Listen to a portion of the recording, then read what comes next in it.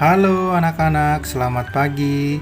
Hari ini kita akan melakukan pembelajaran PJOK jarak jauh atau PJJ. Nah, untuk pelajaran PJOK hari ini, kita akan mempelajari olahraga tentang yaitu sepak takraw. Apa sih itu sepak takraw? Permainan sepak takraw awalnya hanya dikenal oleh kalangan bangsawan Melayu. Namun, akhirnya berkembang meluas di kalangan rakyat biasa. Permainan sepak takraw ada beberapa dasar kemiripan dengan sepak bola. Hanya lapangan yang berbeda dan beberapa aturan mainnya serta jumlah pemainnya. Bagaimana dasar-dasar dan teknik bermain sepak takraw? Terlebih dahulu, kita akan mempelajari tentang sejarah sepak takraw di Indonesia. Nah, sejarah sepak takraw di Indonesia sendiri belum diketahui dari mana asalnya. Akan tetapi, banyak penggemar sepak takraw berkeyakinan bahwa sepak bola takraw itu berasal dari Indonesia. Kenapa? Karena banyak tumbuh pohon rotan yang tersebar di seluruh wilayah Indonesia. Pada awalnya, permainan sepak takraw sering dimainkan oleh keluarga bangsawan, bahkan dijadikan salah satu permainan resmi dalam upacara kerajaan. Saking lamanya, sepak takraw menjadi permainan yang digemari oleh masyarakat luas. Nah, perkembangan sepak takraw di Indonesia mengalami pasang surut. Bahkan sempat hampir punah nih karena kurang mendapat perhatian dan situasi masyarakat yang berubah-ubah karena adanya penjajahan dari bangsa lain, menyebabkan sepak takraw jarang dimainkan. Setelah Indonesia merdeka, permainan sepak takraw muncul kembali. Masyarakat di beberapa daerah menghidupkan kembali permainan sepak takraw. Akhirnya, sepak takraw menjadi perhatian masyarakat sehingga pemerintah menghimbau untuk mengangkat dan memeliharanya sebagai kebudayaan daerah dan nasional. Anak-anak, tahukah kalian kapan organisasi Persatuan Sepak Takraw di Indonesia dibentuk? Ya, organisasi Persatuan Sepak Takraw di Indonesia dibentuk pada tanggal 18 Maret 1971. Pada saat itu, induk organisasinya disebut Perserasi atau Persatuan Sepak Takraw Seluruh Indonesia. Namun, pada tahun 1986, Perserasi berubah nama menjadi Persetasi atau yang dikenal Persatuan Sepak Takraw Seluruh Indonesia. Sampai sekarang nama induk olahraga tersebut belum berubah ya anak-anak. Ingat apa? Persetasi. Nah, anak-anak, tahukah kalian bentuk lapangan dan bola sepak takraw itu seperti apa? Nah, seperti ini nih gambarnya, gambar lapangannya dan gambar bolanya. Kalau lapangan sepak takraw itu berbentuk persegi panjang dengan panjang 13,4 meter dan lebarnya sendiri yaitu 6,1 meter.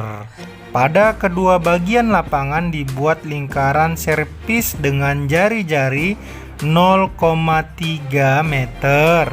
Nah, ada 4 bentuk seperempat lingkaran pada pertemuan garis tengah lapangan sebagai tempat berdiri apit kanan dan apit kiri.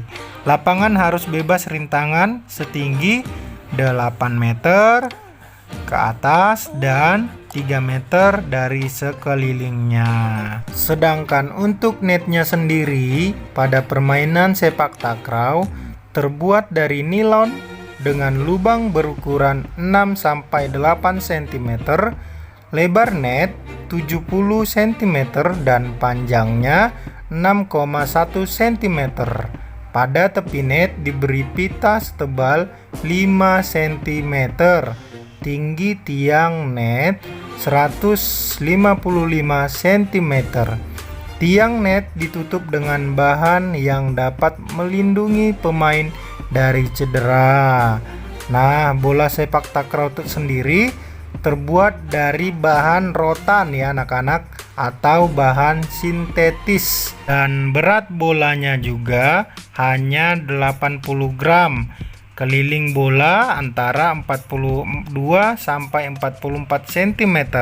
Selanjutnya C, aturan permainan sepak takraw. Tahu nggak anak-anak, sepak takraw termaksud permainan beregu atau tim. Nah, dalam satu tim itu terdiri dari 3 orang pemain anak-anak, yaitu yang disebut namanya tekong, atau yang disebut dengan pemain belakang, dan yang 2 lagi disebut dengan apit kanan dan apit kiri. Nah, yang apit kanan apit kiri itu berguna untuk menyerang, kalau yang belakang berguna untuk menjaga pertahanan ya. Nah, pada posisi pemain sepak takraw itu boleh dibaca dan dilihat yang A sampai D. Di sini Pak Robert akan menjelaskan sistem perolehan angka pada sepak takraw. Yang pertama, jika lawan tidak dapat mengembalikan bola dengan baik, maka mendapat nilai 1 ya. Jadi seumpama seperti di bulu tangkis nih anak-anak, kalau lawan kita nggak bisa mengembalikan bola kita dengan baik, berarti kita dapat poinnya 1 ya anak-anak. Nah, yang kedua, angka kemenangan satu set yaitu minimal 15 dan maksimal 18. Kalau di bulu tangkis beda lagi, 15 dan 21. Pada permainan sepak takraw juga dikenal dengan istilah hukuman pelanggaran. Nah, apa saja sih anak-anak hukuman pelanggaran tersebut? Ya, yang pertama, tidak boleh mengeluarkan kata-kata yang kasar. Misalkan kalau kita kalah, kita langsung memaki lawan kita, itu tidak boleh. Lalu yang kedua, melakukan tindakan yang tidak sopan ya. Misalkan meludah sembarangan, itu juga tidak sopan ya anak-anak.